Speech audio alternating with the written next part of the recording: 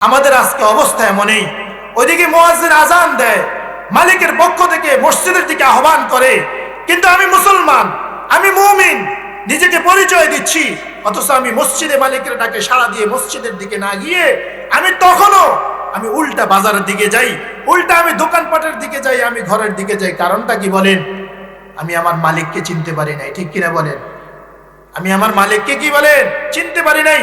যদি চিনতাম মালিক কি জিনিস, মালিক কাকে বলে, মালিক কাকে বলে যদি চিনতাম, আমার মালিক কত মহান, তার নাফরমানি করলে কি পরিমাণ শাস্তি তিনি দিতে পারেন, তার গোলামি করলে তিনি কি পরিমাণ নাজ নেয়ামত পূর্ণ জান্নাত তিনি আমাকে দান করবেন, যদি বুঝতাম যে রব কি পরিমাণ দিতে পারে তার গোলামি করলে, তাহলে কখনো মালিকের গোলামি ছেড়ে অন্য কোনো কিছু করতে পারতাম না। যদি বুঝতাম যে তার নাফরমানির সাজা কত ভয়াবহ হবে, যদি জানতাম, তো মালিকের একটা নাফরমানিও আমার দ্বারা হইতো না, ঠিক কিনা বলে? তো গোলামের কাজ তো গোলামি করেই যাওয়া, এটা তো গোলামের কাজ। বান্দার কাজ বন্দেগী করে যাওয়া, গোলামের কাজ হলো গোলামি করেই যাওয়া। গোলামি করার বিনিময়ে কিছু পাইলেও তাকে গোলামি করতে হবে, না পাইলেও তাকে কি করতে হবে বলে? গোলামি করতে হবে। অথচ আমাদের মালিক, আমাদের মনিব, আমাদের খালেক, আমাদের মালিক আল্লাহ তাআলা, তিনি আমাকে আপনাকে গোলামের বিনিময়ে যেই পরিমাণ দান করবেন, যেই পরিমাণ দান করবেন, এটা শুধুই তার ইহসান আর দয়া। সুবহানাল্লাহ বলে। বরঞ্চ তিনি আমাদেরকে বানিয়েছেন গোলাম করে, পাঠিয়েছেন দুনিয়াতে গোলাম হিসাবে, আর অল্প কয়দিন পরে তিনি অনন্তকালের জন্য নিয়ে যেতে চান আমাকে আপনাকে বন্ধু বানিয়ে। সুবহানাল্লাহ বলে। মালিকের পক্ষ থেকে যেন গোলামের কাছে প্রেমের প্রস্তাব। সুবহানাল্লাহ বলে। মালিকের পক্ষ থেকে কি বলে? প্রেমের প্রস্তাব। প্রস্তাবটা কেমন বলে? কত বড় প্রস্তাব বলে। গোলাম হিসেবে তো আমার কাজ গোলামি করে যাওয়া, তিনি কিছু মনিব কিছু দেখ আর না দেখ, কিছু পাই আর না পাই, এটাই তো আমার কাজ। ব্যতিক্রম করার কোনো সুযোগ নাই। গোলামের কি বলে? ব্যতিক্রম করার কোনো কি নাই, সুযোগ নেই। কারণ যেই মনিব মহামনিব, তার গোলামীর সামান্য পরিবর্তনে তিনি কি পরিমাণ শাস্তি দিতে পারেন, কারণ তিনি আমার উপরে কি পরিমাণ ক্ষমতাবান, তিনি আমার কত মহামনিব।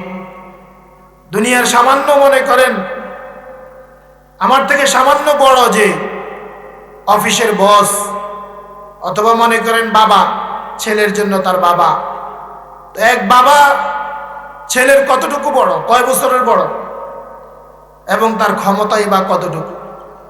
একটা অফিসের বস তো কর্মচারী যারা আছে অধীনস্থ, তাদের চাইতে ক্ষমতায় কতটুকু বড়, পদে কতটুকু বড়।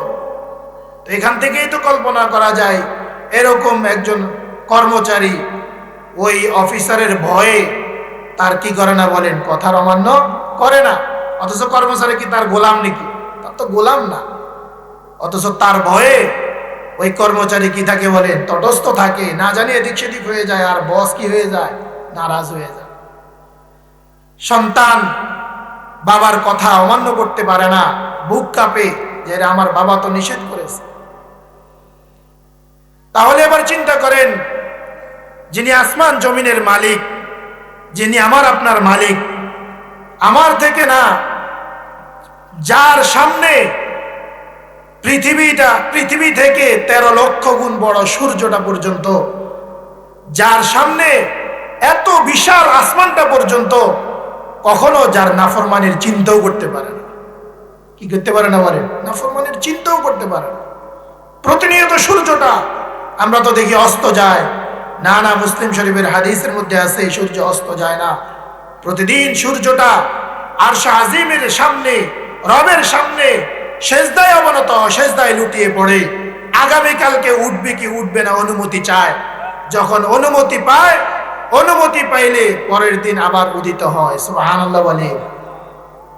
এক সময় আসবে অনুমতি চাইবে উঠার জন্য, কিন্তু রব উঠার অনুমতি দিবে না। কিছুক্ষণ পরে অনুমতি দিবে, তবে অন্য দিনের মতো নয়। অন্য দিন পূর্ব আকাশ থেকে উঠতো, আজকে রব অনুমতি দিবে পশ্চিম আকাশ থেকে উঠার জন্য। তো সূর্যটা মালিকের অনুমতি প্রাপ্ত হয়ে মালিকের আদেশে সূর্য কি করতেছে? পশ্চিম দিক থেকে উঠবে, কিয়ামত হয়ে যাবে। আল্লাহ তাআলার কি করে না বলেন? নাফরমানি করে না। ওয়াআযিনাত লিরাব্বিহা ওয়া হুক্কাত, আল্লাহ তাআলা কোরআনের মধ্যে বলতেছে ইযাস সামাউ শাক্কাত ওয়াআযিনাত লিরাব্বিহা ওয়া হুক্কাত, এই আসমান ফেটে যাবে, চৌচির হয়ে যাবে আল্লাহ তাআলার এক আদেশে, আল্লাহ তাআলার হুকুমে আসমান ভেঙে যাবে। ওয়াআযিনাত লিরাব্বিহা ওয়া হুক্কাত, এটা তার রবের অনুমতিতে সে করবে, রবের আদেশে করবে, এবং এটার ব্যতিক্রম করা তার জন্য কি নয়? সম্ভব নয়। এটাই তার জন্য কাজ, এটাই তাকে করতেই হবে, এটা তার জন্য করতেই হবে, এটা তার উপরে আবশ্যক। সে এটার কখনো কি করবে না? পরিবর্তন করে না। এত বড় আসমানটা কখনোই কি করে না বলেন? মালিকের নাফরমানি করে না। আমার ভাইয়েরা, যে কথাটা বলতেছিলাম, আমি আর আপনি তো গোলাম, আল্লাহ তাআলা তো মহা মনিব, মহা মালিক। এত বড় সূর্য তার নাফরমানি করে না, এত বড় আসমানটা নাফরমানি করে না। আল্লাহ তাআলা কোরআনের মধ্যেই বলেন লাখালকুস সামাই ওয়াল আরদ লাখালকুস সামাই আকবারু মিন খালকিন নাস। ও মানুষ, তুমি আল্লাহ তাআলার গোলাম হয়ে তার নাফরমানি করো, অথচ এত বড় আসমানটা তোমার চাইতে অনেক অনেক বড়, অনেক অনেক বড়। ওই আসমানটা কিন্তু মালিকের নাফরমানি করে না। সুবহানাল্লাহ বলেন। গোলাম হিসেবে আমার কাজ গোলামি করে যাওয়া, এটার ব্যতিক্রম করার কোনো সুযোগ নাই। আমি কোনো কিছু গোলামির বিনিময়ে, বন্দিগির বিনিময়ে কিছু পাই আর না পাই, আমার কাজ গোলামি করেই যাওয়া, ঠিক কিনা বলেন? কিন্তু আমার ভাইয়েরা, আজকে আমরা গোলাম হয়ে গোলামের কাজ ভুলে গেলাম। দুনিয়ার মধ্যে দুই শ্রেণী, ইমানদার আর বেঈমান। ইমানদার তাকেই বলে যে নিজেকে গোলাম ভাবে, আর বেঈমান তাকেই বলে যারা নিজেকে গোলাম মনে করে না, নিজেকে মালিক মনে করে। বেঈমানরা কি মনে করে বলেন? নিজেদেরকে মালিক মনে করে, এজন্য তারা মালিকের গোলামি করতে পারে না। কিন্তু মুমিন আর ইমানদার তো তাকেই বলবে যে নিজেকে মালিক মনে করে না, কি মনে করে বলেন? গোলাম মনে করে, নিজেকে গোলাম মনে করে। আমি আর আপনি তো গোলাম, আমি আর আপনি কি বলেন? গোলাম। কিন্তু মালিককে কি করি নাই বলেন? মালিককে চিনতে পারি নাই। মালিক কত বড় সত্তা, যদি মালিককে চিনতে পারতাম, মালিককে বুঝতে পারতাম যে তিনি কত বড় মনিব, তিনি কত বড় মালিক, তো আর কি করতে পারতাম না বলেন? মালিকের নাফরমানি করতে পারতাম না, মালিকের নাফরমানি করতে পারতাম না। তো মালিকের পরিচয়ের অভাব আমাদের কাছে কিসের অভাব বলেন? মালিকের পরিচয়ের অভাব, মালিকের মারিফতের অভাব, যেটাকে আমাদের ভাষায় কি বলা হয়? মারিফত বলা হয়। মালিকের মারিফতের অভাব। মনে করেন এক বাবা বিদেশ থেকে আসতেছে, তো তার ছেলেটার বয়স 18-20 বছর হয়ে গেছে। ছোটবেলা বাবা যে বিদেশ গেছে, আর ছেলের সাথে সরাসরি কি হয় নাই? দেখা সাক্ষাৎ হয় নাই। তো ছেলে তার চাচার সাথে রওনা দিয়েছে, বাবা বিদেশ থেকে আসবে। বাবা কি আসবে বলে? বিদেশ থেকে আসবে। তো এয়ারপোর্টে যেরকম মানুষ অপেক্ষায় থাকে, ছেলেও তার চাচার সাথে অপেক্ষায় আছে, তার বাবা আসতেছে। তার কি আসতেছে বলে? বাবা আসতেছে। তো অনেকক্ষণ অপেক্ষা করতে করতে করতে আসতেছে না, আসতেছে না। তো এর ফাঁকে চাচা ছেলেটাকে বলতেছে, ভাতিজাকে বলতেছে, তুমি একটু দাঁড়াও, আমি একটু কি করে আসি, ওয়াশরুমে যাইতে হবে, বাথরুমে যাইতে হবে, অথবা কোনো কাজে যাইতে হবে। একটু গেছে, আর এর ফাঁকেই ওই ছেলের বাবা এসে উপস্থিত হয়ে গেছে, হাতে বড় বড় লাগেজ মাল সামানা নিয়ে আসছে। তো আয়েশা, তার তো জানা আছে এখানে কি আছে, এয়ারপোর্টে তার জন্য অপেক্ষায় আছে, বাবার চার ভাই আর তার ছেলে অপেক্ষা করতেছে। তো যে যখন আসছে ছেলের সামনে, ছেলে কিন্তু বাবারে চিনে না। ছেলে কি বলেন? ছেলে বাবাকে চিনে না। তো আসার পরে চাচা থাকলে পরিচয় হইতো, পরিচয় করাইয়া দিত। এখন চাচাও নাই, এমন মুহূর্তে আসছে তার বাবা। তো আসার পরে এখন ওই বাবা তার অনেক মাল সামানা ধরতে কষ্ট হইতেছে, এই ছেলেটাকে সামনে পেয়েছে। তো ছেলেকে বলতেছে, বাবা তুমি একটা আমার মাল সামানাগুলো একটু ধরো, আমাকে একটু সাহায্য করো। ছেলে তেলে বেগুনে আগুন, রাগে ক্ষোভে, এই মেয়ে আপনি কি আমাকে কুলি পাইছেন নাকি? আমাকে কি শ্রমিক মনে হয় নাকি? আমার বাবাও বিদেশ থেকে আসতেছে, আমার বাবাকে নেওয়ার জন্য আসছে। তো বাবা তো কি করবে, আর অসহায়ের মতো বলতেছে, ভাই বুঝলাম তো তোমার বাবাও বিদেশ থেকে আসে, আমার ব্যাগটা একটু ধরলে কি হয়। তো ছেলে তো গরম, আরো জোয়ান মানুষ, বাবার সাথে এক পর্যায়ে তর্কাতর্কি, ঝগড়া। কি বলেন, বাবাকে চিনার কারণে বাবার সাথে ঝগড়া, না চিনার কারণে? না চিনার কারণে। একটু পরেই তার চাচা দৌড়ায় আসছে, আয়সা দেখে যে বাবার সাথে ছেলের কি বলেন ঝগড়া চলতেছে।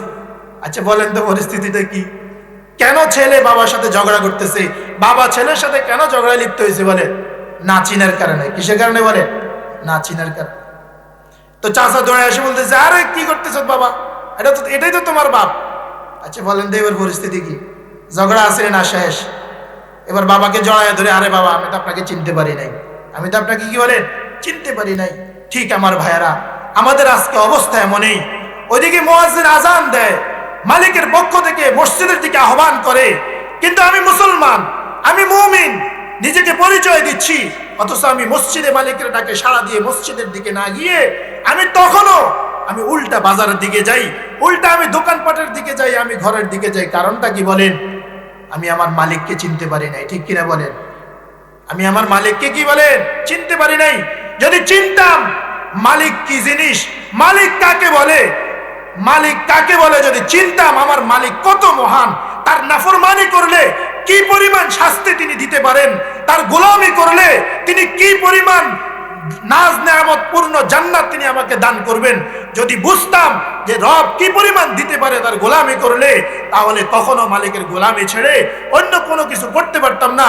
যদি বুঝতাম যে তার নাফরমানির সাজা কত ভয়াবহ হবে, যদি জানতাম, তো মালিকের একটা নাফরমানিও আমার দ্বারা হইতো না। ঠিক কিনা বলে? একটা নাফরমানিও হইতো না। যদি জানতাম তার এক একটা নাফরমানিতে তিনি কি পরিমাণ নারাজ হন, তিনি কি পরিমাণ কঠিন হন, গুসা হন, কি পরিমাণ শাস্তি দিতে পারে। তিনি তো এমন সত্তা, যিনি একটা বিড়ালকে বেঁধে রাখার কারণে, একজন মহিলা বিড়ালকে বেঁধে রেখে কষ্ট দিয়েছে, যার কারণে ওই আল্লাহ তাআলা ওই মহিলাকে জাহান্নামের ফয়সালা করে দিয়েছে। নাউজুবিল্লাহ বলেন। আবার তিনি এমন সত্তা, তার গোলামের, তার সামান্য একটু গোলামের কারণে আল্লাহ তাআলার কথা চিন্তা করে এক বিড়ালকে, সারা জিন্দেগি আল্লাহর নাফরমানি করা একটা বিড়ালকে, একটা মহিলা বিড়ালকে পানি পান করানোর কারণে আল্লাহ তাআলা তাকে কি দিয়ে দিয়েছে? জান্নাত দিয়ে দিয়েছে। সুবহানাল্লাহ। আমি আর আপনি আজকে মুমিন মুসলমান হয়েও কেন আল্লাহ তাআলার নাফরমানি আমার দ্বারা হয়? কেন আল্লাহ তাআলার হুকুমগুলো আমার দ্বারা পালন করা কেন সহজ হয় না? আমার অন্তরে কি নাই বলেন? মালিকের পরিচয়, মালিকের মারিফত, মালিকের ভালোবাসা, মালিকের হুকুম আদায় করলে তিনি কি পরিমাণ দিবেন এটা আমার জানা নাই, তার নাফরমানি করলে তিনি কি পরিমাণ শাস্তি দিতে পারে এটা আমার জানা নাই। গোটা কোরআনে কারিমের মাধ্যমে আল্লাহ তাআলা এটাই বুঝাইছেন, এটাই আল্লাহ তাআলা বুঝিয়েছেন যে তোমার রব তিনি কত বড়। প্রতিদিন নামাজের মধ্যে, 5 ওয়াক্ত নামাজের মধ্যে দাঁড়িয়ে শুরুতেই বলতে হয় আলহামদুলিল্লাহি রাব্বিল আলামিন, সমস্ত প্রশংসা সমস্ত জগতের প্রতিপালক ওই আল্লাহ তাআলার জন্য। সুবহানাল্লাহ। কত বড় মহান তিনি, রব্বিল আলামিন, তিনি তো রব্বুল আলামিন। আমি তার সামনে দাঁড়িয়ে গেছি, আমি তার সামনে দাঁড়িয়েছি যিনি সমস্ত জগতের প্রতিপালক। সুবহানাল্লাহ। তার পরিচয় দিতেছি। কি দিতেছে বলেন? পরিচয় দিতেছে, তার পরিচয় দিতেছে। তবে এত বড় মালিক, এত বড় মালিক, তুমি তার গোলামি করলে তুমি পাবা, কারণ তিনি রহমান, তিনি রহিম। সুবহানাল্লাহ বলেন। তবে আবার তার রহমান আর রহিম নামের উসিলায় রহমত দেখে তুমি আবার ধোঁকা খাও না। তিনি তো মালিক ইয়াউমিদ্দিন, তিনি তো ওই বিচার দিবসের মালিক, যেদিন একমাত্র তিনিই মালিক হবেন, তিনি ছাড়া আর কোনো মালিক থাকবে না। লিমানিল মুলকুল ইয়াউম, ওই মালিক সেদিন ঘোষণা দিবে, বলো আজকে রাজত্ব কার। খামোশ পুরা হাসরের ময়দান, কোনো আওয়াজ নাই, কোনো আওয়াজ নাই। নিজেই উত্তর দিবে লিল্লাহিল ওয়াহিদুল কাহ্হার। আজকে আর রহমান না, আজকে আর রহিম না, আজকে শুনো, আজকে হলো কাহ্হার আর জব্বার। কঠিন রবের রাজত্ব হলো আজকে, আর কারো কোনো রাজত্ব নাই। সুবহানাল্লাহ। তিনি সেদিন কঠিন থেকে কঠিন হয়ে যাবে। হ্যাঁ দোস্ত আমার, বন্ধুরা আমার, কি পরিমাণ কঠিন হবে, কতটা কঠিন হবে, এমন ভয়াবহ কঠিন হবে। এমন কাহ্হার নিয়ে সেদিন তিনি উঠবেন, এমন জব্বার নিয়ে সেদিন তিনি হাসরের ময়দানে উপস্থিত হবেন। তার পরম বন্ধু, অন্তরঙ্গ বন্ধু ইব্রাহিম খলিলুল্লাহ সেদিন তার সামনে কথা বলার সাহস করবে না। মুসা কালিমুল্লাহ, আল্লাহ তাআলার জলিলুল কদর নবীরা পর্যন্ত তার সামনে কথা বলার সাহস করবে না। তিনি এমন মালিক, তিনি এমন কাহার আর কঠোরতা নিয়ে সেদিন হাসরের ময়দানে উঠবে। তুমি রহমান নামে ধোকা খেয়ে যেও না, তুমি রহিম নামের কারণে ধোকা খেয়ে যেও না। তিনি মালিক ইয়াউমিদ্দিন, তিনি বিচার দিবসের মালিক। সুবহানাল্লাহ, কত কঠিন মালিক। হাসরের ময়দানে মানুষ কি পরিমাণ ভয়াবহ অবস্থার শিকার হবে। হায় আমার ভাইরা, একটু কল্পনা করেন, সূর্য 1 থেকে 1.5 হাত উপরে, জমিনটা তামার হবে, প্রত্যেকটা মানুষ আপন আপন জায়গায় দাঁড়িয়ে থাকবে, কদম নাড়ানোর কোনো হিম্মত নাই, কোনো সাহস নাই, কদম নাড়াইতে পারবে না। 5 প্রশ্নের উত্তর দেওয়া ছাড়া কেউ কারো কোনো সুপারিশ করতে পারবে না, কেউ কারো উপকার করতে পারবে না। মা সন্তানের পরিচয় দিবে না, বাবা সন্তানের পরিচয় দিবে না, স্ত্রী স্বামীর পরিচয়, স্বামী স্ত্রীর পরিচয় দিবে না, ভাই ভাইয়ের পরিচয় দিবে না। এমন কঠিন পরিস্থিতি সেদিন তিনি তৈরি করবেন, সেদিন তিনি কায়েম করবেন। আল্লাহ তাআলার জলিলুল কদর নবীরা পর্যন্ত আজকে কার কি হয়েছে এটা চিন্তা করবে না, নাফসি নাফসি বলে দৌড়াইতে থাকবে। হায় আজকে আমার কি হবে, আমার কি হবে, আমার কি হবে, এভাবেই দৌড়াইতে থাকবে। চিনলাম না ওই মালিককে, চিনলাম না ওই মালিককে। হায় দোস্ত, বলেন ইব্রাহিম খলিলুল্লাহ, আল্লাহ তাআলা ইব্রাহিমকে খলিল হিসেবে গ্রহণ করেছে। খলিল বলা হয় অন্তরঙ্গ বন্ধু। বলেন ইব্রাহিম কোন গুনাহ করেছে, কোন গুনার কারণে আজকে তিনি নাফসি নাফসি বলে দৌড়াইতেছে? বলেন কোন গুনাহ করেছে? নবীদের কোনো গুনাহ আছে? কোনো গুনাহ নাই। আমার ভাইয়েরা, মুসা আলাইহিস সালাম নাফসি নাফসি বলে দৌড়াইতেছে। হায় আমার কি হবে? বলেন মুসা আলাইহিস সালামের কোন গুনাহ আছে? বলেন কোন গুনাহ আছে? এজন্য আমার ভাইয়েরা, ওই মালিককে চিনা দরকার। শুধু কি আখিরাতেই পারে, দুনিয়াতে পারে না। দুনিয়াতে তিনি শাস্তি দিতে পারে না নাফরমানের কারণে। আবু লাহাবকে দুনিয়াতে শাস্তি দিছে কি দিছে না? আপনারা জানেন আবু লাহাবকে দুনিয়াতে কি দিয়ে শাস্তি দিছে? আবু লাহাবকে দুনিয়াতে শাস্তি দেওয়ার জন্য আল্লাহ তাআলা কানের নিচে দিয়ে একটা ফোঁড়া দিয়ে দিছে। কি দিছে বলেন? একটা ফোঁড়া, একটা ফোঁড়া, একটা মাত্র ফোঁড়া। আমার বন্ধুরা, আবু লাহাবের কানের নিচে মাত্র একটা ফোঁড়া উঠেছে, একটা ফোঁড়া আল্লাহ তাআলা দিয়ে দিলেন। এই ফোঁড়াটার বিষাক্ততায় আবু লাহাব চিৎকার করতেছে বিকট ভয়াবহ চিৎকার। আর এই ফোঁড়ার পুজের এত দুর্গন্ধ, তার ঘরে লোকজন থাকতে পারে না, তার চিৎকারে লোকজন থাকতে পারে না। দূর থেকে বড় একটা কিছু দিয়ে তাকে ঠেলে নিয়ে এলাকার মধ্যে ডাস্টবিনের মধ্যে নিয়ে ফেলাইছে। নাউজুবিল্লাহ বলে। কি বলেন? ফোঁড়া আমাদেরও উঠতে পারে কি পারে না? তাহলে আল্লাহ তাআলার নাফরমানি করতেছি কেমনে বলে? সারা পৃথিবীর বাদশা ছিল ওই নমরুদকে রব্বুল আলামিন মাত্র ছোট্ট দুর্বল একটা মশা দিয়ে কেমনে ধ্বংস করতে বলেন? তোমাকে আমাকে মালিক ধ্বংস করতে পারবে না। ও আমার যুবক ভাইরা, রাতের অন্ধকারে নিজের রুমের মধ্যে একা একা তোমার ফেসবুক আর ইউটিউবের মধ্যে নগ্ন সিনেমা তুমি দেখতে থাকো, মালিকের নাফরমানি করতে থাকো। অথচ তখনও তোমার মশারির ভিতরেও 2-4-5টা মশা গুড়গুড় করে কি করে না বলেন? শুধু মালিকের হুকুম হইতে দেরি হবে, তোমার নাকে দিয়ে ঢুকে তোমার মস্তিষ্কে গিয়া তোমাকে ধ্বংস করতে দেরি করবে না। ঠিক কিনা বলেন? মালিক পারে কি পারে না? তুমি ইয়ারফোন লাগাইয়া ভিন নারীর, হারাম নারীর গান শুনতেছ। হায় মালিক, এই মুহূর্তে তুমি যখন ভিন নারীর হারাম গান তো যখন তুমি শুনতে থাকো, এই মুহূর্তে রব্বুল আলামিন তিনি তো এত বড় ক্ষমতার অধিকারী, এই মুহূর্তে তিনি ইচ্ছা করলে তোমার কানের এই শ্রবণ শক্তিটা তিনি কেড়ে নিতে পারে কি পারে না বলেন? তুমি রাস্তায় ভিন নারীর দিকে তাকাইয়া ওই মালিকের নাফরমানি করতেছো। হায় তোমার কি জানা নাই, এই মুহূর্তে যিনি তোমাকে চোখের জ্যোতি দান করেছেন, তিনি চাইলে এই চোখের জ্যোতিটা নিয়ে তোমাকে অন্ধ করে দিতে পারে।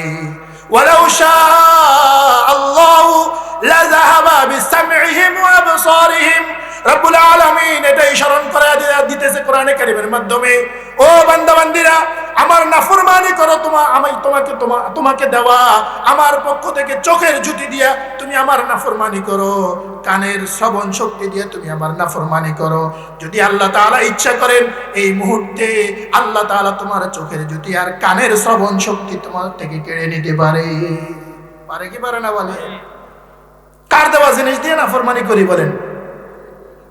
কার দেওয়া? প্রত্যেকটা নাফরমানি দোস্ত আল্লাহ তাআলার কোন না কোন নিয়ামত ব্যবহার করে থাকি। ঠিক কিনা বলেন? এমন একটা নাফরমানিও তুমি দেখাইতে পারবা না যেই নাফরমানিটা করতে আল্লাহ তাআলার কোনো না কোনো নিয়ামত লাগে না। ঠিক কিনা বলে? তুমি যদি পারো আল্লাহ তাআলার দিস, আল্লাহ তাআলার দেওয়া না এমন কিছু দিয়ে তুমি মালিকের নাফরমানি করো, পারিবনি কর না? যুবক, তোমার জওয়ানি দিয়ে তুমি মালিকের নাফরমানি করো, একটু কি তোমার মনে পড়ে না? ও যুবক, তোমার জওয়ানি কে দান করেছে? কথা বলে না, জওয়ানি কে দিছে? জবান দিয়া তুমি মিথ্যা কথা বলে মালিকের নাফরমানি করো, আরেকজনের গীবত সমালোচনা করে মালিকের নাফরমানির মধ্যে লিপ্ত থাকো, মানুষের উপরে কটুবাক্য বলে মানুষকে কষ্ট দিয়ে আল্লাহ তাআলার নাফরমানি করো। তোমার কি মনে পড়ে না জবান কিন্তু তোমার না, জবান কিন্তু তোমার বাবা দেয় নাই, তোমার মা দেয় নাই, জবান কিন্তু মালিক দিয়েছে। ঠিক কিনা বলে? জবান তো মালিকই দিয়েছে। তোমার মতো সব ঠিক আছে, সব ঠিক আছে, শুধু কথা বলতে পারে না, এরকম লোক আছে না নাই? বলে কে তোমাকে এত সুন্দর করে কথা বলার শক্তি দিয়েছে? এত সুন্দর করে চোখ বানিয়ে কে তোমাকে এত সুন্দর করে দেখার শক্তি দিয়েছে? তো কেন ওই মালিকের নাফরমানি করতেছো চোখ দিয়া? কেন মালিকের নাফরমানি হয় জবান দিয়া? ঠিক কিনা বলে? কে দিছে? বলে আওয়াজ দিয়ে বলেন না কে দিছে? আরো জোরে বলেন না কে দিছে? আলাম নাজআল লাহু আইনাইন ওয়া লিসানান ওয়া শাফাতাইন। চোখ দিয়ে ভিন নারীর দিকে তাকায়া, হারাম নারীর প্রেমে পড়ে, হারাম নারীর দিকে তাকাইয়া, মোবাইলের মধ্যে হারাম নারী দেখে দেখে তুমি মালিকের নাফরমানির মধ্যে লিপ্ত। ওই মুহূর্তে মালিক তোমাকে প্রশ্ন করতেছে, বলো তোরে চোখটা দিল কি? আমি কি তোমাকে চোখ দেই নাই? জবানটা কি আমি দেই নাই? কেন তুমি আমার দেওয়া চোখ দিয়ে তুমি আমার নাফরমানি করতেছ? আমার দেওয়া জবান দিয়ে আমার নাফরমানি করতেছ?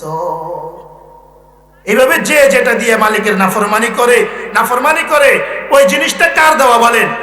সব দিয়েছেন মালিক, মালিকের নাফরমানির জন্য না, বরং এগুলো, এই নিয়ামতগুলো কাজে লাগিয়ে নিয়ামত আল্লাহর পক্ষ থেকে আরো বাড়িয়ে নেওয়ার জন্য। সুবহানাল্লাহ বলেন। চোখের নিয়ামত দিয়েছেন, চোখের নিয়ামতের কদর করে শুকরিয়া আদায় করে এই চোখের দেওয়া চোখের নিয়ামতটা আরো বাড়ায় নেওয়ার জন্য। দুনিয়াতে এই চোখ দিয়ে কি দেখা যায়? কদ্দুর আর দেখা যায়? এত বড় সূর্যটাকে আমরা যে দেখি, কি দেখি বলেন? এরকম থালার মতো দেখি, কিন্তু বাস্তবে কি এতটুকু? কত বড়? পৃথিবী থেকে 13 লক্ষ গুণ বড়। তাহলে কি আসল সূর্য দেখতেছি? আসলটা তো দেখতেছি না, কতটুকুই আর দেখতেছি। কিন্তু এই চোখের নিয়ামতের শুকর আদায় করবা, আল্লাহ তাআলার হুকুম মোতাবেক চোখের ব্যবহার চলবে। এই চোখের জ্যোতি আল্লাহ তাআলা এমন বাড়াবে, জান্নাতে নিয়ে তোমাকে এই চোখ দ্বারা আল্লাহর দিদার লাভের যোগ্য করে দিবে। এই চোখ দিয়ে তুমি বন্ধু সরাসরি আল্লাহ তাআলাকে দেখতে পাইবা। সুবহানাল্লাহ বলে। আল্লাহ তাআলার নবী মুসা আলাইহিস সালাম দুনিয়াতে আল্লাহকে চাওয়ার জন্য একটু আবেদন করেছে, আবদার করেছে, কিন্তু দেখতে পারে নাই। আল্লাহ তাআলা জানায় দিয়েছেন, আরে মুসা দুনিয়াতে দেখার যোগ্যতা নাই। দুনিয়াতে কি নাই বলেন? লান তারানি, আমাকে দুনিয়াতে দেখতে পাইবা না। দেখতে চাইছে, উল্টা আরো কি বলেন? বেহুশ করে ফালাইয়া দিছে। আর জান্নাতে নিয়ে এই চোখের নিয়ামতের শুকর আদায়ের কারণে আল্লাহ তাআলা জান্নাতে নিয়ে কি করবেন? এই চোখের নিয়ামত এমন বাড়াবে, এই চোখ দিয়ে সরাসরি বান্দাবান্দিরা, জান্নাতীরা আল্লাহকে দেখতে পারবে। সুবহানাল্লাহ। আর জান্নাতে আল্লাহকে দেখার মজা সবচাইতে বেশি মজা। সুবহানাল্লাহ বলে। জান্নাতীরা জান্নাতে যাওয়ার পরে সবচেয়ে বেশি মজা হবে আল্লাহ তাআলার দিদারের মজা, আল্লাহ তাআলাকে দেখার মজা। আমার ভাইয়েরা, বিপরীতে জাহান্নামে এত আযাবের পরেও সব দিকে আগুন আর আগুন দোস্ত, উপরেও আগুন, নিচেও আগুন, ডানেও আগুন, বামেও আগুন। এর মধ্যে আবার ওটের গলার মতো বিষাক্ত সাপগুলো দংশন করতে থাকবে। আর পিপাসা বলে লক্ষ কোটি বছর চিৎকার করার পরে জাহান্নামীদের শরীর থেকে নির্গত হওয়া পূজার রক্ত পানি ফুটন্ত জাহান্নামের আগুনে ফুটন্ত ওই পানি আর পুজ তাকে পান করতে দেওয়া হবে। নাউজুবিল্লাহ বলে। কি পরিমাণ শাস্তি কল্পনাও করা যায় না। সবচাইতে কম শাস্তি একজনকে জাহান্নামের ভিতরে দিবে না, জাহান্নামের পাড়ে তাকে রেখে দিবে, আর তার পায়ের নিচে একটু আগুন দিয়ে দিবে, একটু আগুনের জুতা পরাইয়া দিবে। আর এই জাহান্নামের এই আগুনের প্রভাবে এত কঠিন অবস্থা তার হবে, তার মাথার মগজ টকবক করতে থাকবে। নাউজুবিল্লাহ বলে। সে মনে করবে হয়তো জাহান্নামীদের মধ্যে তাকে সবচেয়ে বেশি আযাব দেওয়া হয়। কিন্তু নবীজি সাল্লাল্লাহু আলাইহি সাল্লাম বলেন, না না, ওয়া ইন্নাহু লা আহওয়ানু আলাইহি, এটা জাহান্নামীদের মধ্যে তার উপরে সবচেয়ে হালকা আযাব। এবার বলেন ভয়াবহ আযাবের কি অবস্থা? কিন্তু তারপরে আমার ভাইয়েরা, জাহান্নামীদের কাছে সবচেয়ে বড় আযাবের কারণ হবে একটা মানসিক কষ্ট, একটা মানসিক আযাব। তারা ওই জাহান্নামে যাওয়ার কারণে, জান্নাত থেকে বঞ্চিত হওয়ার কারণে, তারা জান্নাতে যেতে না পারার কারণে, আল্লাহ তাআলার দিদার থেকে তারা বঞ্চিত হয়ে গেছে। জান্নাতে যাওয়ার কারণে সেখানে গিয়া প্রিয় নবীজি মুহাম্মদুর রাসূলুল্লাহ সাল্লাল্লাহু আলাইহি সাল্লামের দিদার আর দর্শন লাভ হইতো, সেটা থেকে তারা বঞ্চিত হয়ে এখন জাহান্নামে পড়ে আছে। এটা তাদের কাছে সবচাইতে বড় আযাব মনে হবে। নাউজুবিল্লাহ বলে, এটা হবে সবচেয়ে বড় শাস্তি। তাইলে কিসের বিনিময়ে পাবো আমরা? এই 50-60 বছর এই চোখের জ্যোতি দিয়া, চোখের জ্যোতির নেয়ামতের শুকর আদায় করব। অল্প সময় চোখের এই দেখা আল্লাহ তাআলাকে, আল্লাহ তাআলার হুকুম মোতাবেক দেখবো। তো এই চোখের নেয়ামত আল্লাহ এমন বাড়াবে, এই চোখ দিয়ে সরাসরি আল্লাহকে দেখা যাবে। সুবহানাল্লাহ। এভাবে আমার বন্ধুরা সব নেয়ামত আমি শুকর আদায় করব। তো আল্লাহ তাআলার ওয়াদা, লা ইন শাকারতুম লা আযীদান্নাকুম, লা ইন শাকারতুম লা আযীদান্নাকুম ওয়া লা ইন কাফারতুম ইন্না আযাবী লাশাদীদ। যদি শুকর আদায় করো, আমার নেয়ামত প্রাপ্ত হয়ে কথা দিলাম, আমি ঘোষণা দিলাম, এই নেয়ামত আমি বাড়িয়ে দিব। আর যদি না শুকরি করো, মনে রাখবে আমার আযাব বড় কঠিন। হ্যাঁ আমার যুবক ভাইরা, যৌবনকাল মাত্র 25 বছর, মাত্র কত বছর? 15 থেকে 40। 40-এর পরেই তো অবনতি, 40-এর পরেই কি বলেন অবনতি শুরু হয়ে যায়। মাত্র 25 বছরের যৌবনকালের নেয়ামতের হ্যাঁ দোস্ত শুকর আদায় করো, মালিকের গোলামি করো। ওয়াশাবুন নাশা ফি ইবাদাতিল্লাহ, যুবক তার যৌবনকাল আল্লাহ তাআলার ইবাদতে কাজে লাগাও, এই নেয়ামতের শুকর আদায় হবে। আর আল্লাহ তাআলা তোমার এই নেয়ামতের শুকর আদায়ের কারণে অনন্তকালের জান্নাতে তোমাকে নিয়ে ঘোষণা দিয়ে দিবে, আজকে থেকে চির যৌবন তুমি লাভ করেছো, আর কোনোদিন তোমার মৃত্যু হবে না। সুবহানাল্লাহ বলে, আর কোনোদিন তুমি বুড়া হবে না, বৃদ্ধ হবে না। চলে আসছে ইনশাআল্লাহ, বয়ান করবে। আমি আমার কথা শেষ। কি জন্য নাফরমানি হয় বলেন? মালিককে না চিনার কারণে। মালিককে কি বলেন? না চিনার কারণে। আর নিজে যে গোলাম এটা ভুলে গেছি। আমি যে গোলাম এটা কি বলেন? এটা ভুলে গেছি।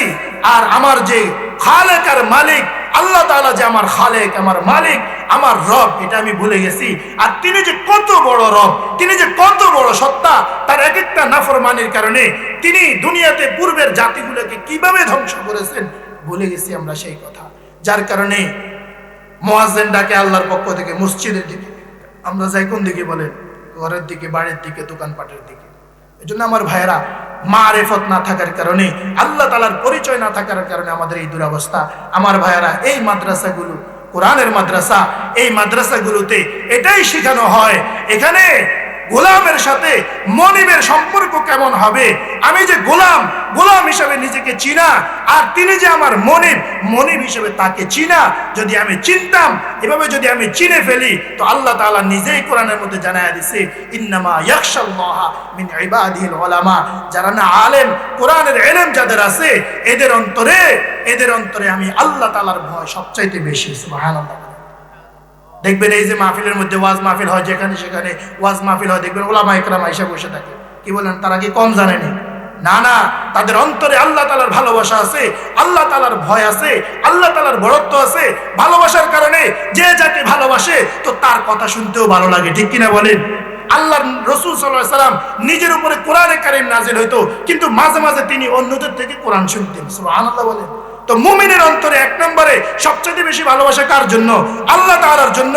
যার কারণে দেখা যায় আজকে ওয়াজ মাহফিলের মধ্যে ওলামা ইকরাম বেশি থাকে। ঠিক কিনা বলেন? আশেপাশে ওলামা ইকরাম চলে আসে, ওলামা ইকরাম এসে বয়ান শুনতে থাকে।